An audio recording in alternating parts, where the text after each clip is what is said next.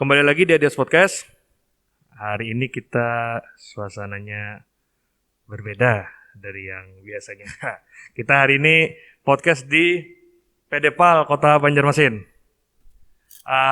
Sekarang nih kita ada tamu dari Direktur PDPAL Banjarmasin, Bapak Haji Rahmatullah, dan juga ya kemarin nih. Sudah tahu deh siapa ini. Okay. Ini anggota DPRD Kota Banjarmasin yang juga Pansus PDPAL ya. Haji Sukrawardi. Nah, jadi ini kita langsung aja Om ya. Kita karena di PDPAL kan kita bahasa limbah, air limbah ya. Sama juga nih kan rencananya mau itu ya ke berubah kelembagaan jadi Perumda Om ya. Itu dananya berapa? 500 miliar ya. Jadi gimana Om? Ini kita langsung bahas limbah dulu atau Perumda? Saya kira kita akan langsung saja. Masyarakat akan tahu dari Direktur PDPAL yang luar biasa mampu mempertahankan fasilitas publik dan untuk publik ini bertahan di tengah pandemi dan bisa mengoperasikan PDPAL ini menjadi sebuah persyarat kota layak huni. Jadi kita dengarkan dulu lah. Saya sebagai wakil rakyat nanti akan cerita apa saja sih kerjasama yang diinginkan oleh pihak PDPAL dalam hal ini sebagai eksekutif untuk sama-sama maju dengan legislatifnya. Gitu Pak Bang Yos. Kita lihat aja apa sih PDPAL itu dari Pak Rahmat. Oke, Om. Gimana Om? PDPAL? Ya, Assalamualaikum warahmatullahi wabarakatuh. Waalaikumsalam warahmatullahi wabarakatuh. Terima kasih atas kesempatan yang diberikan kepada kami untuk menyampaikan ya kepada warga kota Banjarmasin khususnya bahwa kota Banjarmasin, pemerintah kota Banjarmasin ini mempunyai sebuah perusahaan daerah yang mengelola limbah domestik. Ya, limbah domestik itu limbah rumah tangga. Yang sampai dengan saat ini alhamdulillah walaupun kondisi kita pandemi Covid-19 ya, kita tetap bertahan, tetap survive ya pada kondisi ini. Tetap operasional, pengolahan kita 24 jam, tetap melayani pelanggan existing kita yang kurang lebih 7.000 pelanggan ya. Juga tetap melayani non jaringan dengan mobile. Alhamdulillah. Kalau kita lihat banyak perusahaan-perusahaan milik pemerintah ya, BUMN dan sebagian besar BUMD yang kembang kempis juga pada kondisi pandemi ini. Artinya dihadapkan pada kondisi ini banyak yang menurun ya, baik dari sisi pendapatan ataupun pelayanannya. Nah kalau kami alhamdulillah tetap bertahan dengan baik. Kemudian di Indonesia ya, yang mempunyai badan usaha pengelola limbah domestik ini yang terpisah ya dari manajemen PDAM atau dari dinas di pemerintah kota, utamanya dinas PU atau dinas lingkungan hidup Jakarta dan Banjarmasin. Jadi ibu kota negara itu PDPAL Jaya, Banjarmasin PDPAL Kota Banjarmasin. Jadi memang terpisah, tersendiri manajemennya. Nah itu kita sangat bersyukur bahwa yang sudah dirintis oleh pendahulu kita itu harus kita pertahankan benar. Ya. Dan apalagi di undang-undang juga sudah mengamanahkan bahwa urusan air minum dan sanitasi sekarang kan bergandeng. Dulu terpisah. Di undang-undang itu air minum, sanitasi. Sekarang sudah digabung. Air minum dan sanitasi itu adalah menjadi urusan wajib pemerintah. Nah, karena menjadi urusan wajib pemerintah, maka pemerintah harus serius atau harus punya komitmen yang tinggi untuk mengelola ya apa yang ada di dalam sanitasi itu sendiri. Yang pertama sampah, yang kedua drainase, yang ketiga air limbah domestik ya yang kami kelola ini. Nah, jadi kita bersyukur sejak 2006 ya perda pendirian perusahaan daerah pengelola air limbah ini sampai dengan sekarang, alhamdulillah karena undang-undangnya juga berubah, maka pemerintah kota dan legislatif berkewajiban menyesuaikan atau merubah kelembagaan PDIPAL nantinya menjadi Perumda. Ya, jadi perubahan status dari perusahaan daerah menjadi perusahaan umum daerah pengelolaan air limbah domestik. Nah, alhamdulillah kami dengan legislatif bersinergi ya, berkomunikasi dengan baik ya, saling mengisi, dan alhamdulillah Pak Sukro jadi ketua Pansus sangat mendukung sekali terhadap perubahan ini, dan beliau punya target. Beliau pernah ngomong ke saya waktu di Dewan, bincang-bincang waktu santai, Pak Rahmat, saya punya target, kata beliau, akhir Juli ya perubahan pembahasan kelembagaan PDIPAL ini sudah harus selesai. Alhamdulillah dibuktikan kemarin selesai finalisasi. Ya kami bersyukurlah, alhamdulillah. Pemerintah kota juga bersyukur bahwa ini merupakan sesuatu yang sangat baik, ya, sangat baik menurut kami, dan tepat waktu, alhamdulillah. Nah, kira-kira itu gambarannya ya. Nanti kalau masalah teknisnya kita akan lanjutkan. Ini kita kan masih ngomong buat limbah ya, Om ya. Kalau tantangannya itu ke masyarakat itu apa itu? Kebanyakannya nih yang dihadapi. Jadi tantangan kita sebagai sebuah kota yang statusnya sudah menjadi kota metropolitan sebenarnya Pak Banjarmasin. Jadi kota ini kan ada klasifikasinya.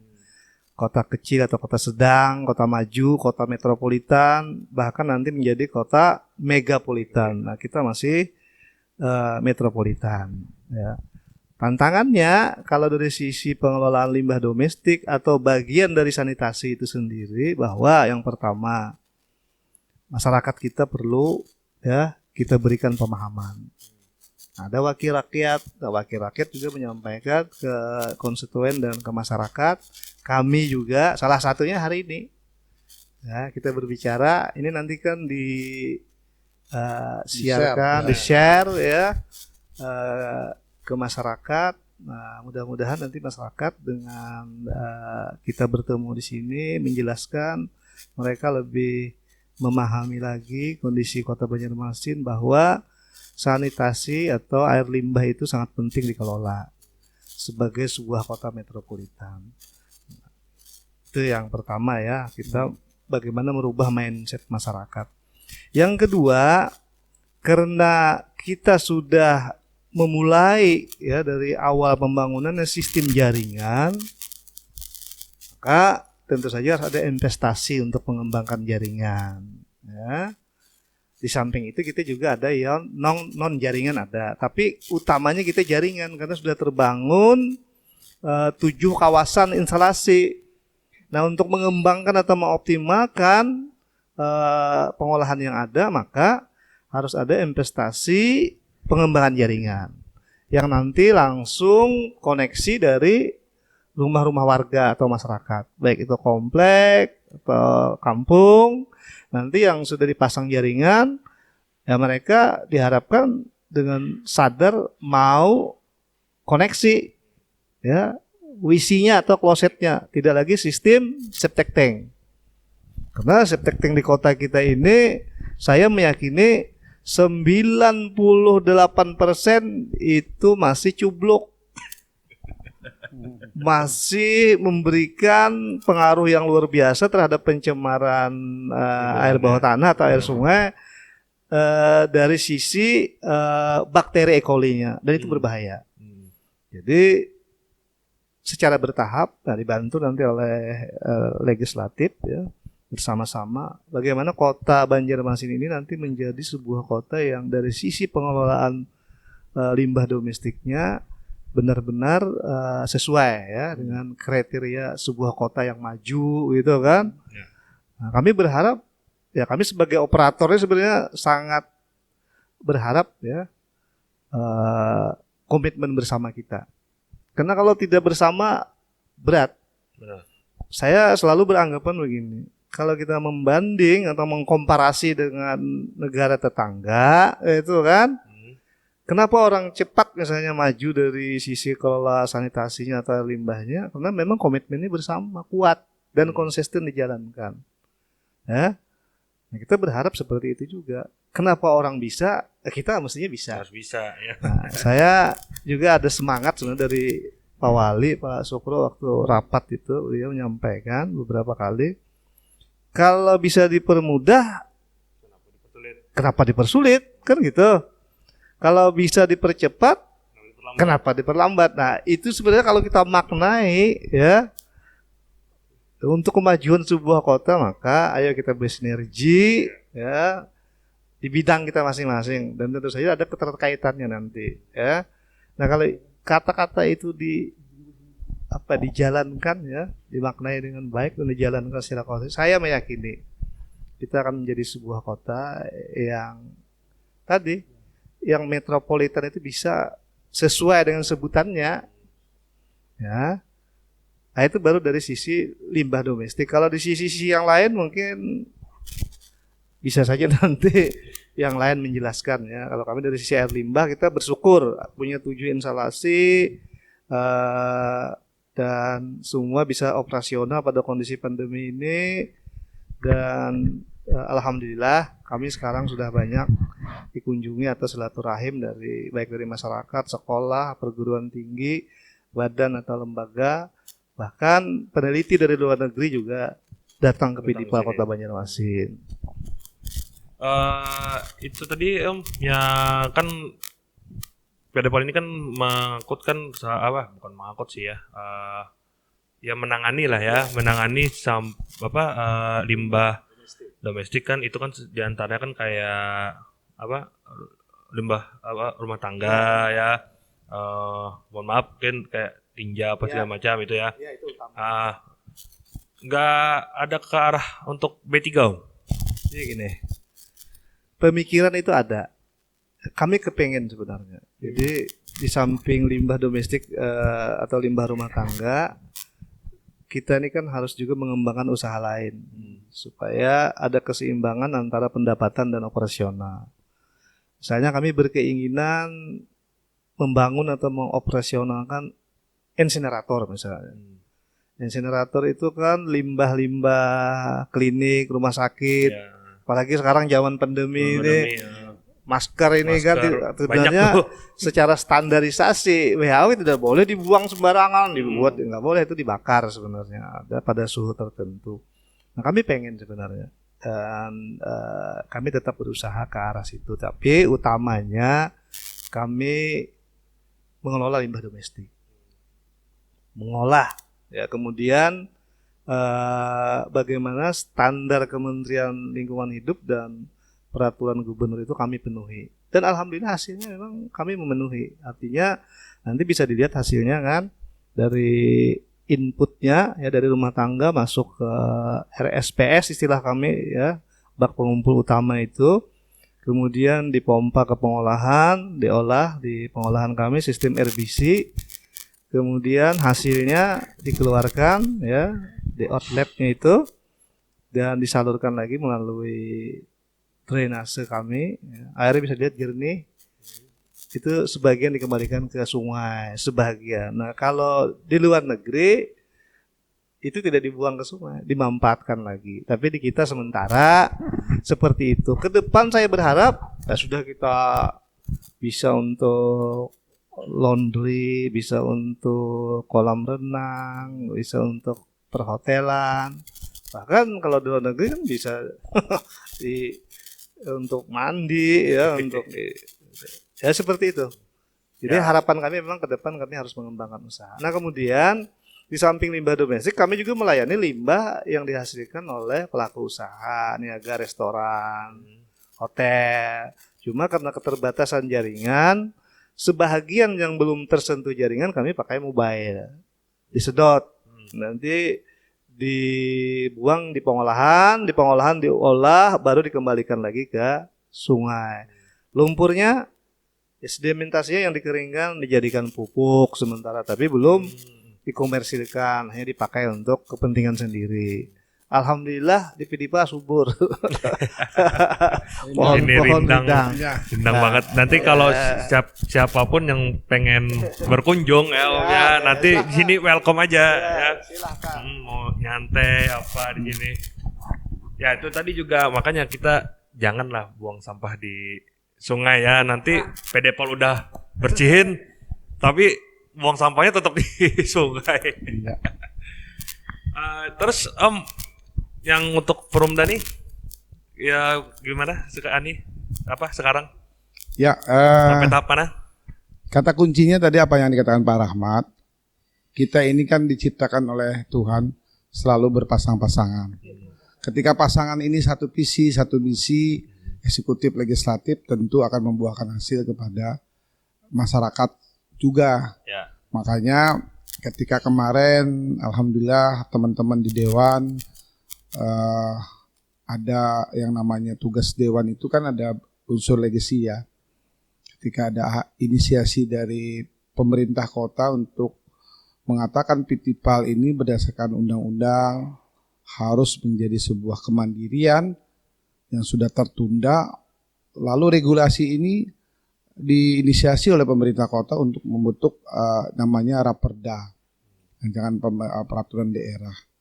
Nah, ketika saya ditunjuk ada protap SOP yang dikehendaki bahwa harus selesai 2 bulan, saya pikir itu hal yang sangat mudah karena dasar kita tadi adalah kita satu visi satu misi untuk apa sih Pitipal ini yang hari ini setidaknya sudah kita menyaksikan bersama kebutuhan sebuah kota maju, kota yang alhamdulillah Banjarmasin selalu mendapat predikat kota adipura.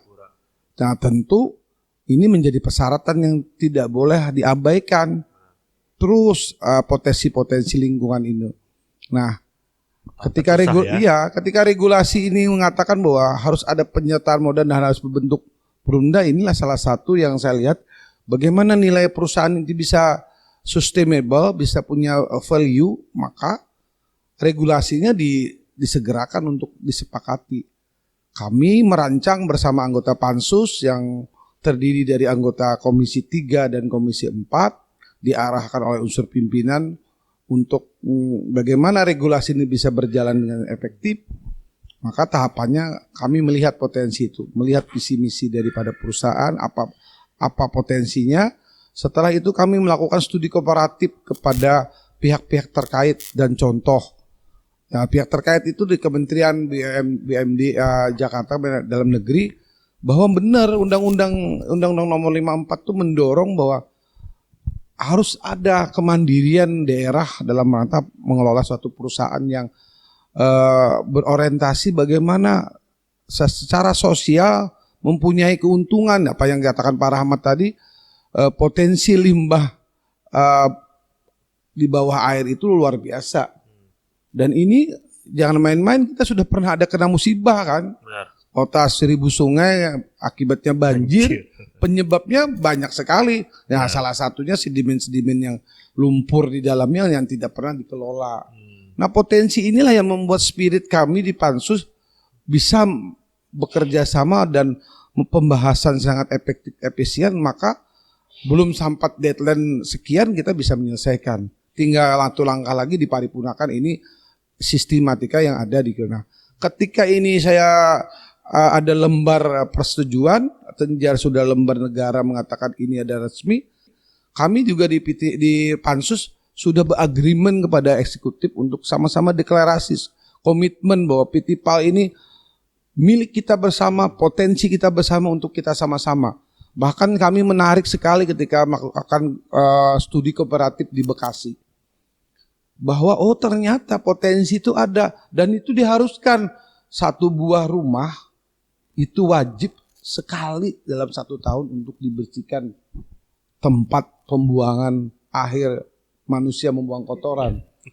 Nah, bayangkan kalau Banjarmasin punya perumahan, katakanlah kita kalikan 1.000 aja, berapa pengurangan itu. Dan Pitipal ini kan selain melihat Pitipal dampak sosialnya positif, bisa yang namanya meningkatkan profesionalisasi sumber daya manusia.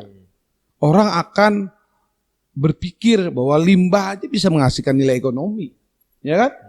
Terus bagaimana kalau airnya? Ya pasti dong, tadi Pak Rahmat mengatakan kualitas air akan bagus. Alhamdulillah nanti warga kota Banjarmasin yang hari ini sebagai ibu kotanya Kalimantan Selatan, mudah-mudahan kualitas hidupnya, harapan hidupnya, sumber daya manusia karena lingkungannya bersih, aturannya ada, dan secara profesional ditangani, kelihatan nggak ada lagi tutup menutupi zaman digital. Contoh podcast ini kita menyampaikan bahwa ke publik tidak ada pilihan, bahwa bayangkan 1 tahun baru sekali aja orang itu, rumah itu disedot, dan berapa tenaga kerja nanti dan hasil daripada pengolahan itu kan bisa digunakan untuk pupuk, ya kan?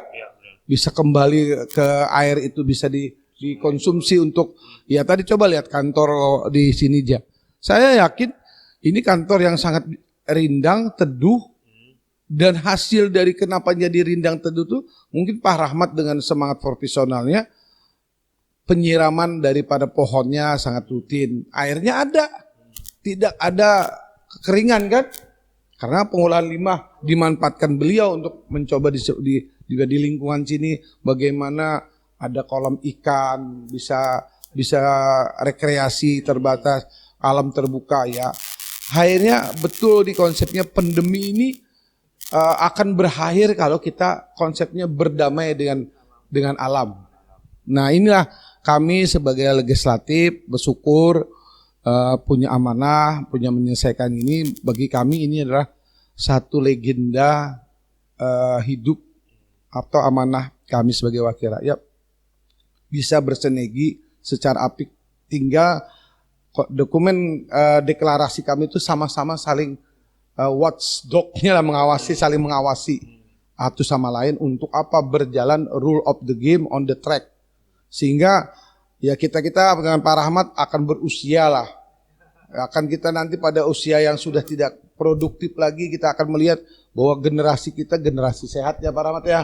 Generasi sehat, PAD-nya sudah bisa terukur, sumber daya kerja kita banyak. Ini kalau ini profesional, semua warga akan menelpon untuk diolah, khususnya tadi tinjanya, tidak bisa lagi kewalahan pelayanan itu. Karena tingkat kesadarannya penting. Coba bayangkan sekali lagi, saya ulang yang ketiga kali, kalau 1 tahun, 1 kali disedot tempat pembuangannya, berarti kata Pak Rahmat tadi, lumpur di bawah permukaan air itu akan menjadi bersih, dan sedimennya mengurangi, bahwa kota Banjarmasin ini sudah di bawah permukaan air laut. Bisa akhirnya musim kemarau kita tidak masalah, musim hujan tidak masalah, karena sudah tertata apik, bersih lingkungan itu. Inilah yang kebanggaan saya, bersyukur Allah kasih jodoh pertemuan eksekutif legislatif. Kalau kehidupannya harmonis, saling memikirkan ke depan rakyat kita mau jadi apa, ya kita regenerasi kita akan terus berputar, tidak berhenti. Maulah misalnya saya tetap seperti dia, Pak Rahmat seperti ini aja, roda ini terus berputar. Nah, inilah catatan legenda kita ya. Mungkin ada Dinda Yos sebagai yang bisa men-share komunikasi ini kepada generasi yang paham tentang pentingnya lingkungan. Percumalah Anda kalau lingkungan Anda kotor, untuk apa generasi tidak bisa bertahan usia kayak kami sudah ya kan? Mungkin usia Yos kan baru belas-belasan, tapi ketika ini tidak peduli dengan lingkungan limbah, bisa tidak panjang karena kotor. Inilah contohnya ya kan. Saya kira itu ya yang saya selaku wakil rakyat diketemukan untuk menyandingkan sebuah ide dan gagasan visi misi bahwa perusahaan IPAL ini sebuah keharusan untuk dikelola secara profesional. Apalagi sesuai itunya ya, Banjarmasin Baiman Barasih Wan nyaman, Betul. ya kan? Jadi tagline moto itu kita aplikasikan, Iya. implementasikan, bisa kok kita. Asal Kalau mau dengan saling bekerja sama. Ya, kalau bahasa saya sih tidak ada dusta di antara kita. Saya. Ya. Tapi kalau saya pribadi ya, Mas, kadang penasaran ya kan. Mohon maaf kan biasa kan kita di rumah itu kan ada dapat apa sih namanya sih yang gitu. Itu biasanya ini sebenarnya kan tadi kan pengennya kan setiap 1 tahun sekali disedot ya kan. Nah, tapi selama ini sedot. Nah, Gini. perlu jelaskan nih ya. Kondisi rumah di Banjarmasin rata-rata tidak memenuhi standar untuk subtractingnya. Saya bilang tadi 98% ya tidak memenuhi standar. Nah, itulah tugas kami untuk memberikan pemahaman ke masyarakat yang pertama bahwa subtracting itu perlu distandarisasi. Pertama ada program dari pemerintah, baik pemerintah pusat, provinsi atau kota. Kedua memang ya masyarakat sendiri harus menyadari bahwa itu untuk kesehatan mereka, untuk kesehatan lingkungan mereka. Karena kan pemerintah terbatas pendanaannya. Ya. Nah, kita berharap ya nanti dengan ini di-share ya, masyarakat mulai mudah-mudahan memahami dan menyadari pentingnya ini tempat pembuangan limbah domestiknya ini distandarkan. Standarnya seperti apa? Harus kedap. Ya, dia tidak menyebar di bawah permukaan tanah. Sekarang sudah ada pabrikan malah, namanya biopil. Ya, kapasitasnya ada yang 1 kubik, 1,5 kubik, ada yang 2 kubik, disesuaikan saja ya, dengan kondisi lahan. Nah, karena kondisi existing atau rumah kita yang ada ini rata-rata bahasa Banjarnya di bawah perumahan. Nah, tapi yang namanya kita untuk kebaikan harus ada pengorbanan. Ya, harus dibongkar gitu kan, harus ditata lagi ya.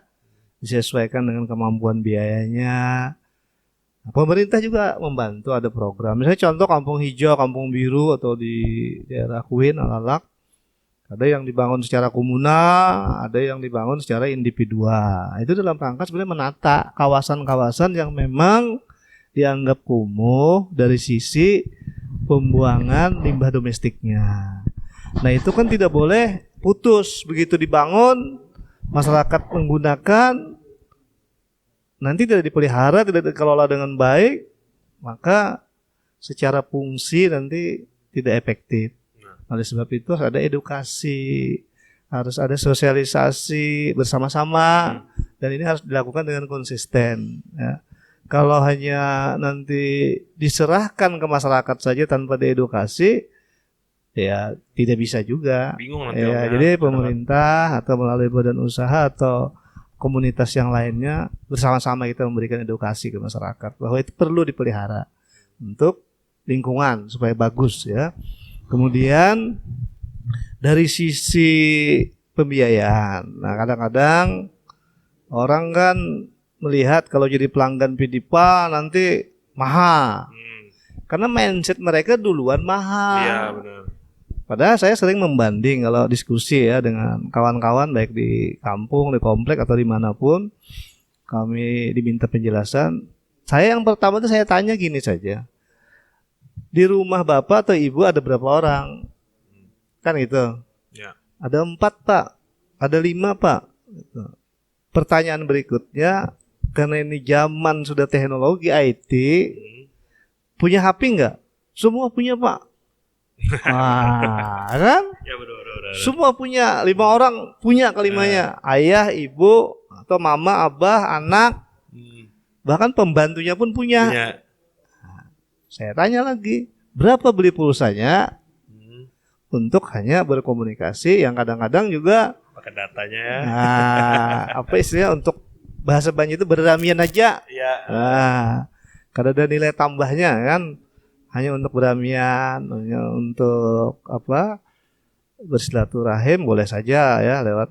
Cuma rata-rata beli pulsa berapa kata saya? 50 Pak rata-rata 1 bulan. Kali 5 berapa kata saya? 250 ya. 250 tidak mahal. Benar. Hanya untuk ngomong, untuk kadang-kadang tidak produktif juga kan omongannya gitu. Apalagi zaman sekarang udah ada peraturan ya. Undang-undang ITE itu kan. Nah, itu harus hati-hati. Ya, sekarang kalau bayar limbahnya 30.000, 50.000 kok dianggap mahal gitu. Padahal untuk kesehatan rumah, untuk kesehatan semua. Nah, itu yang perlu kita rubah. Ya. Mahal itu dirubah dulu. Malah kalau orang yang ngerokok, Om ya. Nah, berapa bungkus Satu sehari? bungkus rokok berapa ya? Iya, kan jadi asap saja, bahkan merusak paru-paru. Nah, jadi saya kalau diskusi selalu itu saya tanyakan. Kalau berlangganan dengan Pidipa itu tidak mahal. Ya. Dan itu menjaga lingkungan, menjaga kesehatan di rumah tangga. Karena dia sistemnya kan langsung kalau pakai jaringan langsung terkoneksi dengan pipa, dia langsung disalurkan ke sini diolah. Atau kalau yang komunal nanti secara rutin pipa sedot di bak penampung induknya. Nah, itu ada pemeliharaannya. Nah, ini untuk supaya terus berjalan dengan baik tentu saja ada biaya untuk operasional. Sementara ini kami kan hampir 95% itu melayani masyarakat MBR. Apa itu MBR? Masyarakat berpenghasilan rendah. Jadi kalau masyarakat berpenghasilan rendah, tarifnya itu masih disubsidi oleh kami, bukan untung. Subsidi Om ya. Iya, masih disubsidi karena penghasilan mereka rendah. Kenapa jadi fokusnya dulu ke masyarakat berpenghasilan rendah? Karena program pemerintah secara nasional bagaimana masyarakat yang MBR ini yang istilahnya di pinggiran ya, kekumuhannya itu mulai dihilangkan. Karena kekumuhan itu kan sanitasinya harus baik. Benar. Limbahnya, drainasenya, sampahnya gitu kan. Nah, kami kena tugas itu. Jadi sementara kami 98% itu layanannya masyarakat MBR. Yang 2%-nya itu ya yang pelaku usaha hotel. Nah, itu ada perhitungan tersendiri supaya kami bisa bertahan gitu kan. Alhamdulillah sampai sekarang terbukti. Sampean baru pertama kali ke sini menyaksikan sendiri kan. Benar. Mungkin sebelum ke sini di pikiran pian-pian yang tim ini yang namanya limbah pasti bau. Ya benar. Pasti kotor gitu kan, kumuh. Nah, setelah masuk di gerbang kami, apa yang pian rasakan? Rindang bersih, ya. Kantornya bersih, termasuk yang kita hari ini. Nah, ini kan suasananya seperti suasana di lobi hotel ya. Ya, minimal hotel bintang yang terendah bintang berapa? Bintang 1 ya. Nah, jadi kami memang ciptakan suasana seperti ini supaya merubah mindset masyarakat, mindset orang yang berkunjung ke sini bahwa kalau dikelola dengan baik dan profesional, konsisten ya, dan amanah ini betul-betul dijalankan, maka terciptalah lingkungan yang asri. Benar. Nah, ini juga salah satu mendukung program pemerintah kota yang Mbak Iman tadi. Bersih hewan nyaman kita buktikan di Pidipa. Ya, di perusahaan pengelola air limbah domestik ini. Kita buktikan bahwa kita bisa walaupun dengan keterbatasan. Pokoknya jangan nunggu mampet Omnya baru manggil. Ada juga yang datang ke sini. Sudah baunya nggak tahan lagi, ya gimana Pak? Tolong disedotkan ini. Tetap kami layani sebetulnya. Kita kalau bicara kan yang pasti kan yang utamanya kan untuk semua ini jalan kan, bersih kan, segala macam itu kesadaran masyarakatnya Om ya. Kalau menurut Om untuk sekarang tingkat kesadaran orang terhadap limbah itu kepeduliannya berapa persen Om? Saya bertugas di sini 5 tahun ya, ini jalan tahun ke-5. Alhamdulillah kan menurut saya. Ya, alhamdulillah walaupun masih presentasinya tidak begitu tinggi ya, tapi ada perubahan karena kita dibantu juga oleh komunitas. Jadi kami bermitra dengan beberapa komunitas, misalnya komunitas hijau daun ya, perkumpulan hijau daun, terus forum komunitas hijau ya, masyarakat peduli sungai, terus komunitas teratai ya, komunitas bersepeda gitu kan. Kita sering diskusi di sini dan dari kawan-kawan itu juga secara berantai menyampaikan bahwa pentingnya kita bersama-sama. Alhamdulillah ada peningkatan. Terus kami juga dibantu oleh Dinas Lingkungan Hidup. Karena mereka lah yang punya kewenangan untuk mengeksekusi terhadap pelanggaran pengelolaan limbah. Kalau kami kan ini operator. Operator ini yang penting bekerja dengan baik, sesuai dengan aturan, ya, profesional. Nah, insya Allah dengan kerjasama dan kemitraan itu, termasuk dengan Dewan tadi, kami sangat baik hubungannya, komunikasi, ya, saling mengisi, saling tukar pendapat, dan dibuktikan kalau kita sama-sama itu, insya Allah bisa. Tidak ada yang tidak bisa, insya Allah bisa. Jadi kesadaran masyarakat sudah tumbuh bagus, alhamdulillah, sudah. Buktinya banyak yang berkunjung ke sini sekarang, banyak yang silaturahim. Jadi para guru juga banyak yang ingin bersilaturahim ke Pidipa. Nah, saya berharap guru-guru ini nanti menyampaikan kepada generasi penerus kita, ya, yang nanti mereka lah yang akan menikmati. Kita ini merintis kita nih ya. Nanti mereka lah yang akan menikmati bahwa kalau ditata dengan baik sebuah kota itu menjadi magnet bagi orang yang di luar kota kita untuk datang. Ya, apalagi kota kita ini kan kota sungai. Nah, kalau sungai ini benar-benar dijaga, dirawat, dikelola dengan baik, dengan konsisten dan profesional, saya meyakini suatu saat apa yang diharapkan Pak Wali ini menjadi kenyataan sebenarnya. Asal kita serius gitu. Nah, itu kira-kira. Ini juga kemarin PDPA ada dapat penghargaan Om ya dari BNN ya. Nah, itu kalau kan biasa kan kayak BNN atau dari kepolisian kan ada pemusnahan barang bukti kayak narkoba apa gitu ya. Itu masuk Om di limbah? Tidak. Dibuangnya enggak. Jadi mereka biasanya kalau kita lihat di media sosial atau di melihat dia televisi, kan langsung dibakar di sana ya, langsung digilas dengan mobil stum itu bantuannya kalau yang berupa botol ya. Nah, konteksnya dengan kami sebenarnya kenapa kami dapat penghargaan? Pertama, BNN itu punya program secara nasional bagaimana di seluruh instansi pemerintah dan badan usaha ataupun lembaga harus sama-sama ya menjalankan program yang dibuat itu. Yang pertama, kita berkomitmen di lingkungan kita ini harus bersih dari narkoba. Baik itu pemakaian, pengedaran ya, dan semualah, nggak boleh ada itu. Kami sebagai perusahaan daerah berkomitmen ya, dan semua yang diberikan arahan oleh BNN kami laksanakan. Jadi di sini secara rutin misalnya tes urin. Semua karyawan dari direktur sampai ke paling bawah itu dites urin. Alhamdulillah hasilnya negatif semua. Ya, kemudian harus membentuk satgas. Kami punya satgas yang secara internal selalu memberikan penyuluhan, mengingatkan. Ya.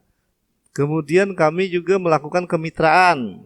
Nah, bersama-sama dengan BNN kalau ada kegiatan-kegiatan sosial atau penyuluhan, kami juga ikut berpartisipasi. Dan itu continue. Sehingga mereka menilai Pidipa layak diberikan penghargaan, diberikan semacam piagam sertifikat yang diserahkan langsung kepada oleh Kepala BNN Kota Banjarmasin. Dan alhamdulillah beliau juga sudah berkunjung ke sini. Sering Om ya? Alhamdulillah beliau mengapresiasi. Kata beliau, aku datang ke kantor nih rasa kada di Banjar aja. Rasa, karena suasananya ya. Ya, rasa di Bogor kah? Aku nih rasa di mana ya? Nah kan melihat kalau di ruangan belakang itu kan Dari situ kelihatan di bawah pohon banyak. Ya. Dan alhamdulillah asri kan. Di kolam kita tuh ada air mancurnya, ada air yang dari atas juga turun ke bawah sehingga suara air itu kayak kalau duduk sini situ rasa dimandiangin nih Jar suaranya. Nah, karena suara air.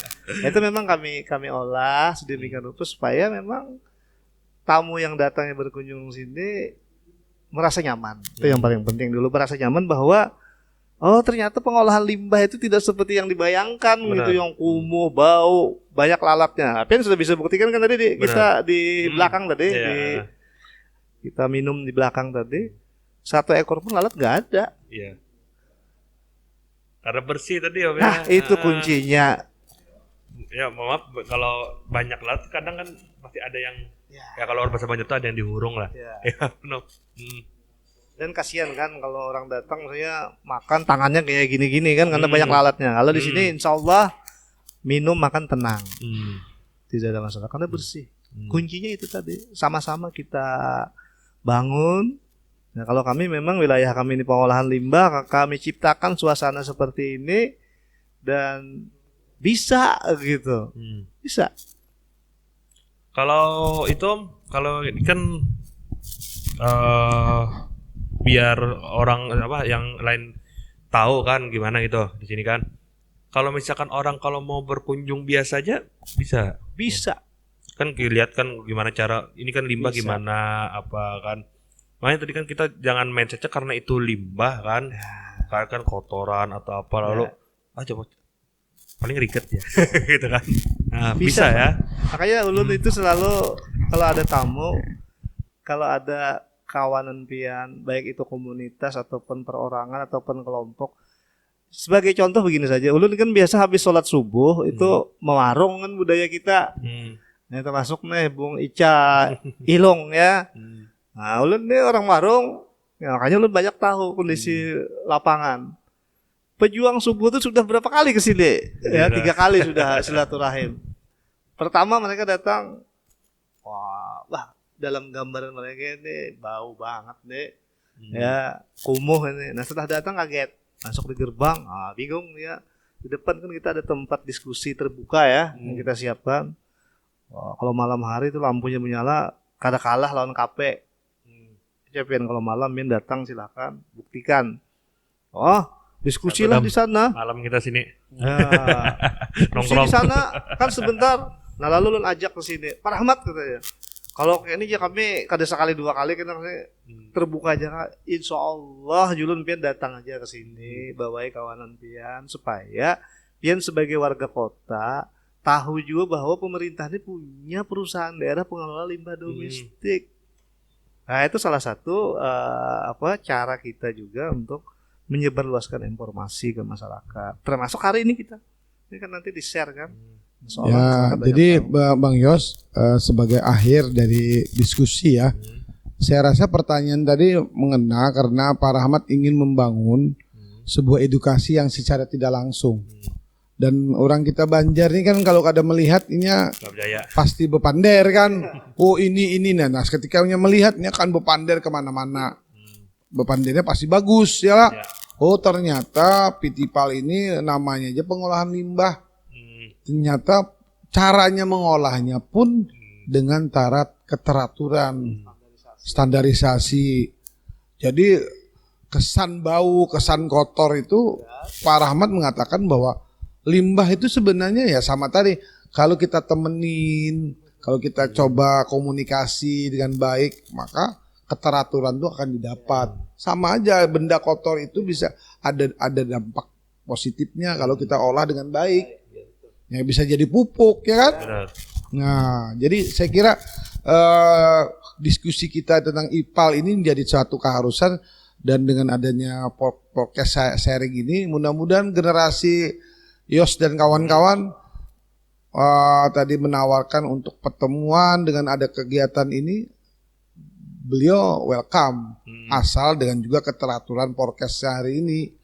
Apa sih tujuannya, maksudnya? Nanti foto-foto di sini menjadi sebajam alat untuk ya membuang kejenuhan, boleh-boleh aja. Atau juga pelajar hari ini misalnya melihat bahwa oh ternyata beginikah terjadinya air bersih itu seperti ini diolah. Ya memang generasi ini harus dikenalkan teknologi. Jangan ibarat orang Banjar itu membeli kucing dalam karungnya. Ya ini Bung Yos, saya kira ya sekali lagi saya sebagai wakil rakyat merasa punya kewajiban lah bahwa nanti dan sudah ada resmi PITIPAL ini jadi sebuah perumda dan itu sudah diketuk di dalam paripurna, apa persyaratan sudah dicukupi, kita akan melihat progresnya 3 bulan, 6 bulan, setahun, bagaimana prospek ke depan dan pastilah media itu menjadi penyambung lidah rakyat untuk disampaikan. Ya, asal yang continue jelas ya kan. Ya. Ini edukasi harus disampaikan. Nanti bicara tentang profit oriented juga akan ada laporan orang ya Pak. Ya. Oh ternyata kesadaran masyarakat Kota Banjarmasin 60%, bahkan 80% apa yang dikatakan Pak Rahmat walaupun standar perumahannya tapi menyadari bahwa limbah yang tadi setahun sekali bisa diolah, sudah sadar kewalahan sudah pelayanannya, orang ternyata budaya bersih, budaya malu itu sudah menjadi keharusan untuk dicapai. Kadang hanya di slogan, ayo kita bersih-bersih, ternyata hanya slogan aja kan, ternyata tidak. Nah mudah-mudahan lah pandemi ini mengajari kita untuk tertib segalanya, tertib bicara kesehatan, tertib bicara pola hidup, tertib bicara pola makan. Karena kematian itu pasti tidak ada, tapi kan kita harus mengisi sebelum mati ini yang bermanfaat. Ya bermanfaatnya tadi saya dengan Pak Rahmat, beliau ini saya apresiasi mau meninggalkan beberapa hal yang beliau sebenarnya banyak dapat fasilitas. Mau sebelum saya masuk jadi wakil rakyat, beliau sudah bertanggung jawab sini dan mulai dari hal yang belum baik tambah baik dan hari ini sudah tertantang untuk lebih maju dan tambah maju. Itu motonya yang saya lihat dari Pak Rahmat. Mudah-mudahan lah ini menjadi semacam prospek dan harapan yang ditunggu-tunggu warga Kota Banjarmasin yang sebentar lagi Banjarmasin sudah naik lagi nih usianya. Mungkin yang keempat berapa ya? 494. 494. Ayo. Iya. Setengah abad sudah kan? Nah, kotanya harus ya Pak Rahmat itu kota-kota metropolis. Tapi jangan sampai saya berharap Februari nanti intensitas hujan tinggi, Pak Rahmat dan timnya sudah bergerak bekerja untuk mencapai hasil. Insya Allah kita tidak terendam lagi, ada banjir lagi sebagian karena sudah ada progres pengelolaan lingkungan hidup. Saya kira itu Bang Iyas ya hasil kita ya diskusi pada Pak Rahmat. Mungkin agenda selanjutnya PITIPAL ini akan sharing dengan warga ataupun masyarakat yang sudah menjadi pelanggan tetap. Kenapa sih dia pingin dilayani, ini yang menjadi kedepannya. Instansi juga, instansi mana yang sudah merasa berkewajiban untuk dilayani atau ingin dikelola limbahnya. Ini yang kita diskusi kita nanti di lapangan. Jadi supaya orang tahu langsung dari pengalaman. Iya. Pengalaman. Saya kira itu. Ya, makasih. Oke. Nah, sekian dulu podcast kita hari ini. Makanya kita jangan mindsetnya jangan langsung lah. Kalau limbah kan belum tentu kotor ya. Malah kalau sumbernya bisa dibilang ini sumbernya kan masuk ke sini ya. Malah ini yang harus paling bersih dari yang lain, ya kan? Nah, dan sudah dibuktikan. Nanti kalau nggak percaya langsung aja datang ke sini ya ke PITIPAL, cari aja di Google alamatnya. Oke, apa yang kami sampaikan ini tentu bukan yang terbaik, tapi setidaknya bisa menjadi inspirasi bagi kaula muda. Sampai jumpa di episode selanjutnya. Salam.